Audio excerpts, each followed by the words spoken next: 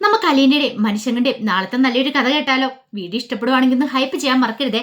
ആദ്യമായി കാണുന്നവരാണെങ്കിൽ സബ്സ്ക്രൈബ് ചെയ്യാനും മറക്കരുത് കേട്ടോ. അങ്ങനെ നമ്മൾ കാണുന്ന ബാലേന്ദ്രന്റെ വീട്ടിൽ നല്ല ഗംഭീര സ്വീകരണം തന്നെയാണ് ശരണ്യയ്ക്കും അമ്മയ്ക്കും കിട്ടുന്നത്. അവർ ഒരിക്കലും പ്രതീക്ഷിച്ചിട്ടുണ്ടായിരുന്നില്ല ഇങ്ങോട്ടേക്ക് വരേണ്ട സമയത്ത് തങ്ങൾക്ക് ഇവിടെ ഇങ്ങനെ ട്രീറ്റ് പോലും കിട്ടുമെന്നുള്ളത്.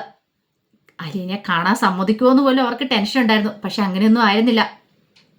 അവർക്ക് വേണ്ടിയിട്ട് ആഹാരം ഉണ്ടാക്കി ഭവിതയും കൃഷ്ണമോളും ഒക്കെ കൊടുക്കുന്നുണ്ട്. അതുപോലെ തന്നെ ഡൈനിങ് ടേബിളിൽ ഇരുന്ന് കഴിക്കണ സമയത്ത് കഴിക്കുന്നു പറഞ്ഞുകൊണ്ട് നിർബന്ധിച്ച് കഴിപ്പിക്കുക. ശരണ്യയുടെ അമ്മയ്ക്ക് സന്തോഷമായി. പക്ഷെ ഇതൊക്കെ അകത്തോ നിന്ന് കണ്ടുകൊണ്ടിരുന്ന വൈജയന്തിക്ക് ഒട്ടും അങ്ങോട്ട് സഹിക്കാൻ പറ്റുന്നുണ്ടായിരുന്നില്ല. തൻ്റെ മോൻ ജയിലിലാൻ കാരണമായത് ഇവൾ ഒറ്റ ഒരുത്തിയാണ്. എന്നിട്ട് അവളെ വീട്ടിലേക്ക് വിളിച്ചു കയറ്റി സൽക്കരിക്കുന്നു. പക്ഷെ വൈജയന്തിക്ക് അവിടെ വോയിസ് ഇല്ല.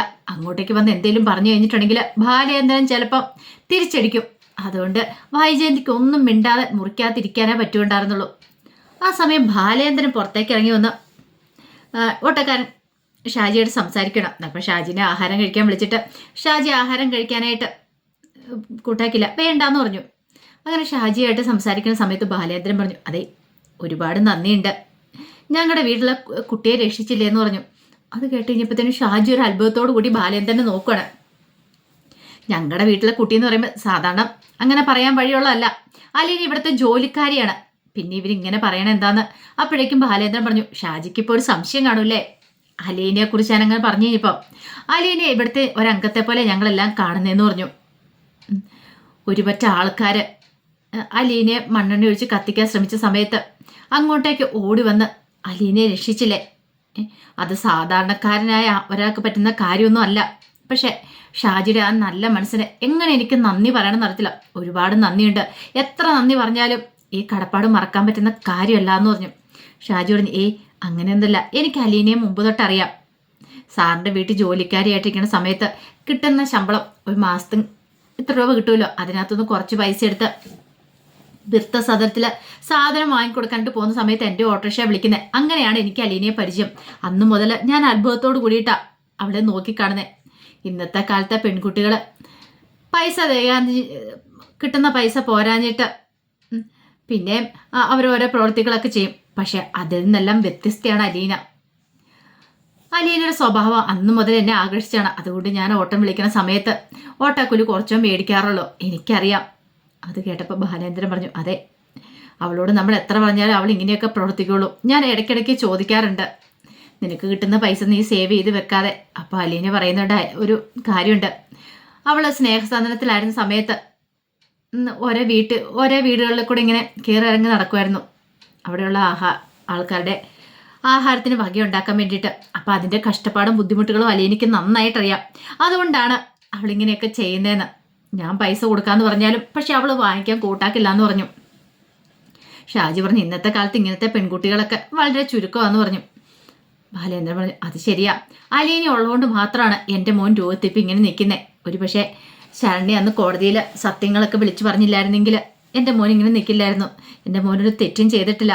പക്ഷെ നിരപരാധിയായ അവനെ എല്ലാവരും ചേർന്നിട്ട് ക്രൂശിക്കണ സമയത്തും അലീനയാണ് രക്ഷിക്കാൻ വന്നത്. അലീന അവളെ സ്വാധീനിക്കാനൊന്നും ശ്രമിച്ചിട്ടില്ല.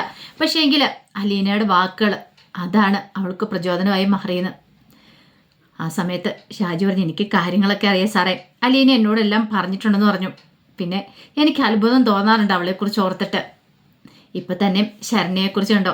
ശരണ്യാണെങ്കിൽ 1-2 ദിവസമായിട്ട് ആഹാരം പോലും നേരെ കഴിക്കുന്നുണ്ടായിരുന്നില്ല. അലീനയെ കാണുന്ന ഒരേ വാശിയായിരുന്നു. അങ്ങനെയാണ് അവളെയും കൂട്ടിക്കൊണ്ട് ഞങ്ങൾ ഇങ്ങോട്ടേക്ക് വന്നതെന്നൊക്കെ പറഞ്ഞു.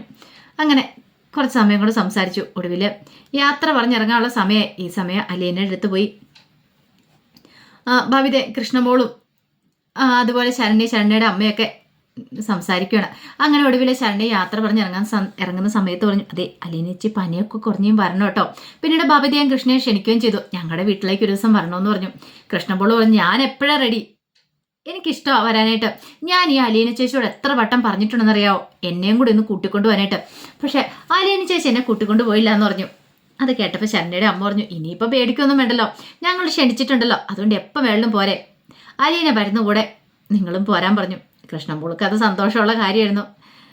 ഒടുവിൽ അലീനോട് യാത്ര പറഞ്ഞൊരു താഴേക്ക് വരുമ്പോൾ ബാലേന്ദ്രൻ ഉണ്ടായിരുന്നു അവിടെ.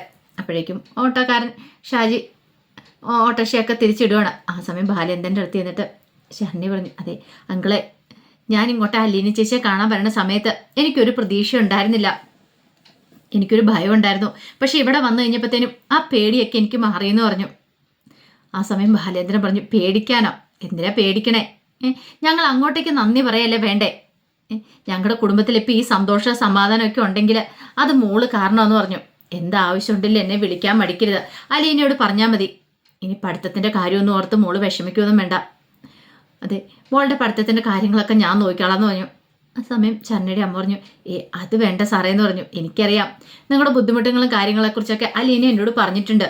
പിന്നെ മോളെ പഠിപ്പിക്കാനുള്ള ബുദ്ധിമുട്ട് അതൊക്കെ ഞാൻ നോക്കിക്കോളാം, എന്താവശ്യമുണ്ടെങ്കിലും വിളിക്കാൻ മടിക്കരുതെന്ന് പറഞ്ഞു. അങ്ങനെ സന്തോഷത്തോട് കൂടിയിട്ട് യാത്ര പറഞ്ഞാണ് അവർ പോകുന്നത്. അങ്ങനെ അവരങ്ങോട്ട് ഓട്ടോറിക്ഷ കയറി കഴിയുമ്പത്തേനും കൃഷ്ണമോള് പറഞ്ഞു, എന്ത് പാവമല്ലേ ആ ശരണയുടെ അമ്മയൊക്കെ അല്ലേ. ബാലേന്ദ്രൻ പറഞ്ഞു, അതുകൊണ്ടാണല്ലോ രോഹിത്ത് രക്ഷപ്പെട്ടെ, അല്ലായിരുന്നെങ്കിൽ രോഹിത്ത് ഒരു കാരണവശാലും രക്ഷപ്പെടില്ലായിരുന്നല്ലോ എന്ന് പറഞ്ഞു. രോഹിത്തിനും മനസ്സിന് വല്ലാത്തൊരു സന്തോഷവും സമാധാനമൊക്കെ തോന്നി. ഇത്രയും നാളും മനസ്സിൽ ഉരുണ്ടു കൂടിക്കൊണ്ടിരുന്ന ആ ഒരു ഭാരം ഒഴിഞ്ഞു പോയതുപോലെ. ശരണയെ കണ്ടു കഴിഞ്ഞപ്പം താനൊരു തെറ്റും ചെയ്തിട്ടില്ലെന്ന് അവൾക്കറിയാം. എന്നാലും അവളുടെ മുഖത്ത് നോക്കാനായിട്ടൊരു ബുദ്ധിമുട്ടുണ്ടായിരുന്നു. പക്ഷെ പിന്നെ ആയിക്കഴിഞ്ഞപ്പോഴത്തേനും അതങ്ങോട്ട് മാറിക്കിട്ടി. ഈ സമയത്ത് ശരണ്യം അവരൊക്കെയാണ്ട് വീട്ടിലേക്ക് പോകുന്ന സമയം ഓട്ടോക്കാരൻ ഷാജി പറഞ്ഞു, അല്ല അവിടെ ചെന്ന് കഴിഞ്ഞപ്പം ഞാൻ പ്രതീക്ഷിച്ചുകൊണ്ടിരുന്ന എന്താണെന്നറിയാവോ, ഇനിയിപ്പോൾ ആ വീട്ടുകാരെന്തേലും ചീത്ത പറഞ്ഞ് ഇറക്കി വിടുമെന്നാ. ശരണ്യയുടെ അമ്മ പറഞ്ഞു, എനിക്കും അങ്ങനെ പ്രതീക്ഷ ഉണ്ടായിരുന്നു ഷാജി. ആ പേടിയോടുകൂടിയാണ് ഞാനും പോയത്. ഇവളുടെ അച്ഛനാണെ പറയുകയും ചെയ്തു, അങ്ങോട്ടേക്ക് ചെന്നിട്ടുണ്ടെങ്കിൽ എങ്ങനെയാവുന്ന ആ വലിയ വീടും കാര്യങ്ങളൊക്കെ കണ്ടു കഴിഞ്ഞപ്പോഴത്തേനും അത് പൂർത്തിയായി. പക്ഷെ നമ്മൾ ഉദ്ദേശിച്ച പോലെ ഒന്നും അല്ലാന്ന് പറഞ്ഞു. ഷാജി പറഞ്ഞു, അത് ശരിയാ, അലീനയോടും ആ വീട്ടുകാർക്ക് നല്ല സ്നേഹം തന്നെയാ. ശരണ്യ പറഞ്ഞു, അത് ശരിയാ, ഞാനും അത് ശ്രദ്ധിച്ച കാര്യമാണ്. അലീന ചേച്ചി അവരെ പൊന്നുപോലെയാണ് നോക്കുന്നേ. അലീന ചേച്ചിക്ക് എന്തായാലും നല്ല ഭാഗ്യമുണ്ടെന്നൊക്കെ ഇങ്ങനെ ശരണ്യ പറയാം. അവർക്കറിയത്തില്ല ബാക്കി അലീനയുടെ കഥകളും കാര്യങ്ങളൊക്കെ. ഒടുവിൽ ശരണ്യയും അമ്മയും കൂടെ വീട്ടിലേക്ക് വരുമ്പോഴത്തേനും ഗോപനും പ്രഭാകരനും ഒക്കെ കാത്തു നിൽക്കുന്നുണ്ടായിരുന്നു. എങ്ങനെ എന്താണെന്നൊന്നും അറിയത്തില്ല, അവിടെ പോയിട്ട് വല്ല പ്രശ്നം ഉണ്ടാകുന്നൊരു പേടിയൊക്കെ ഉണ്ടായിരുന്നു. വന്നു കഴിഞ്ഞപ്പോൾ തന്നെ പ്രഭാകരൻ ചോദിച്ചു, എങ്ങനെയായി അവിടെ ചെന്നിട്ട് വല്ല വഴക്കും പ്രശ്നമൊക്കെ ഉണ്ടായോ? ആ ചെക്കൻ അവിടെ ഉണ്ടായിരുന്നോ എന്നൊക്കെ ചോദിച്ചു. ശരണ്യ പറഞ്ഞു, അച്ഛാ അവിടെ ഒരു പ്രശ്നം ഉണ്ടായില്ല. അല്ല അലീനയെ കാണാൻ പറ്റുമെന്ന് ചോദിച്ചു. പിന്നല്ലാതെ അലീനയെ കാണാൻ പറ്റി, ചായ തന്നു, കഴിക്കാനായിട്ട് ആഹാരം തന്നു, നല്ല രീതിയിൽ അവരെ ഞങ്ങൾ ട്രീറ്റ് ചെയ്തെന്ന് പറഞ്ഞു. ഗോപൻ അത് സഹിച്ചില്ല. കോപം പറഞ്ഞു, അവരവിടെ ചെന്ന് കഴിഞ്ഞപ്പോൾ തേനും പാലും ഒക്കെ ഒഴുക്കി തന്നു കഴിഞ്ഞപ്പോഴത്തേനും അങ്ങോട്ട് മയങ്ങി വീണല്ലേ, എന്നാണോ ഉണ്ടോയെന്ന് ചോദിച്ചു നിൽക്ക്. ആ സമയം ഗോപൻ്റെ അമ്മ പറഞ്ഞു, നീ എന്തിനാടാ ഇത്ര ടെൻഷൻ അടിക്കണേ? അവരെ ഞങ്ങളെ ചീത്ത പറയാത്തതുകൊണ്ടാണോ? അവരുടെ ഇടപെടലൊക്കെ കാര്യങ്ങളൊക്കെ നല്ലതാ. അല്ലെങ്കിലും ആ ചെക്കൻ ഒരു തെറ്റും ചെയ്തിട്ടില്ലല്ലോ നമ്മുടെ മോളോട്. പക്ഷേ നമ്മളെല്ലാവരും കൂടെ ചേർന്നിട്ടല്ലേ ആ ചെക്കനെ കൊടുക്കാൻ ശ്രമിച്ചതെന്ന് ചോദിച്ചു. പ്രഭാകരൻ പറഞ്ഞു, അവൻ ആ വീട്ടിലുണ്ടായിരുന്നല്ലോ എന്നും പറഞ്ഞുകൊണ്ട് അവന് ഒരു തെറ്റും ചെയ്യാതെ പാവത്തിന് നമ്മളെല്ലാവരും കൂടെ ചേർന്നിട്ടല്ലേ ക്രൂശിക്കാൻ ശ്രമിച്ചേ. ആ ശരണ്യമോള് കൃത്യസമയത്ത് തന്നെ കാര്യങ്ങളൊക്കെ തുറന്നു പറഞ്ഞുകൊണ്ട് അവൻ രക്ഷപ്പെട്ടു. അല്ലായിരുന്നെങ്കിലോ? ഈ സമയം ശരണ്യ പറഞ്ഞു, ഇതൊക്കെ എനിക്കറിയാവുന്നതുകൊണ്ടാണ് ഞാനന്ന് കോടതിയിൽ സത്യങ്ങളൊക്കെ പറഞ്ഞെന്ന് പറഞ്ഞു. അപ്പോഴേക്കും ഒരു നിമിഷം ആലോചിച്ചിട്ട് പ്രഭാകരൻ ചോദിച്ചു, അല്ല അവൾക്ക് അവിടെ എങ്ങനെയാ? അലീനയ്ക്ക് അവളടുത്ത ജോലിക്കാരിയാണല്ലോ. അത് കേട്ടപ്പോൾ ശരണ്യ പറഞ്ഞു, അമ്മയ്ക്ക് അങ്ങനെ തോന്നിയെന്ന് ചോദിച്ചു. ശരണ്യയുടെ അമ്മ പറഞ്ഞു, ഒരിക്കലും അല്ല ഏട്ടാ, കാരണം അവൾ അവിടെ നല്ല രീതിയിൽ തന്നെ ജീവിക്കുന്നേ. അതെ, സ്വന്തം മോളെ പോലെ ആ ബാലേന്ദ്ര സാറ് അലീനയെ കാണുന്നേ. അത് മാത്രമല്ല സഹോദരങ്ങളായിട്ടാ ബാക്കിയുള്ളവർ അവിടെ നിൽക്കുന്നത്. അലീനയുടെ എല്ലാ കാര്യങ്ങളും നോക്കുന്നത് അവരൊക്കെയാണ്. രോഹിത്തും ഭവിതയും കൃഷ്ണമോളും എല്ലാവരും കൂടെ ചേർന്നിട്ടാണ് അലീനയുടെ കാര്യങ്ങളൊക്കെ നോക്കുന്നത്. അത്രയും വലിയ വീട്ടിലെ കുട്ടികളാണെന്നും പറയത്തില്ല. അതിൻ്റെതായ ജാട അഹങ്കാരമൊന്നും അവർക്കില്ല. അലീന ആ കുടുംബത്തിലെ അവരുടെ സ്വന്തം ചേച്ചിയെ പോലെ തന്നെ അവർ കരുതുന്നതെന്ന് പറഞ്ഞു. അത് കേട്ടപ്പോൾ പ്രഭാകരൻ പറഞ്ഞു, ആഹാ അത് കൊള്ളാലോ. പക്ഷെ ഇവിടെ വന്നു കഴിഞ്ഞിട്ട് അവളെന്താ പറഞ്ഞു, ജോലിക്കാരിയാന്നല്ലേ? അതെ, ജോലിക്കാരിയൊക്കെ തന്നെയാ. പക്ഷേ എങ്കിൽ അവൾക്ക് അവിടെ എല്ലാ സ്ഥാനമാനങ്ങളും ഉണ്ടെന്ന് പറഞ്ഞു. പിന്നീട് അവരങ്ങോട്ട് അകത്തേക്ക് കയറി പോയി കഴിഞ്ഞപ്പോഴത്തേനും ഗോപൻ പറഞ്ഞു, അച്ഛനെന്നും കേട്ടിട്ട് വിശ്വസിക്കൊന്നും വേണ്ട കേട്ടോ. എന്തൊക്കെയാ സംഭവിച്ചതെന്ന് ആർക്കറിയാം അവിടെ.